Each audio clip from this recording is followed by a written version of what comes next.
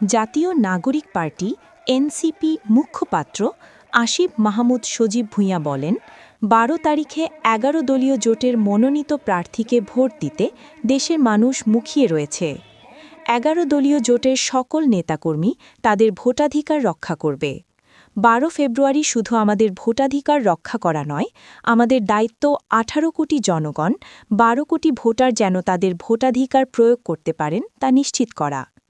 আরও বলেন, ভালুকায় বন দখল, বন উজাড় করে এ অঞ্চলের প্রাকৃতিক ভারসাম্য নষ্ট হচ্ছে। ভালুকায় কল কারখানা ও শিল্পায়ন হচ্ছে, কিন্তু সেখানে তরুণদের এবং স্থানীয় আপনারা কেন্দ্র পাহারা দিবেন। আজ বিকেলে ভালুকা বাসস্ট্যান্ড স্মৃতিসৌধ চত্বরে ১১ দলীয় জোট মনোনীত প্রার্থী ডাক্তার জাহিদুর ইসলামের নির্বাচনী পথসভায় প্রধান অতিথির বক্তব্যে তিনি এসব কথা বলেছেন।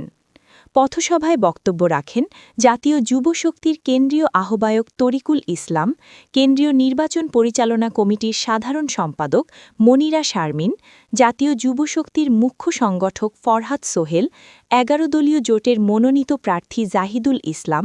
নির্বাচনী পথসভা শেষে ভালুকা বাসস্ট্যান্ড থেকে একটি পথযাত্রা বের করা হয়। জনগণের একজন কর্মচারী ছাড়া আর কিছুই নয়। আমরা জনগণের কর্মচারী হতে চাই, আমরা শাসক হতে চাই না।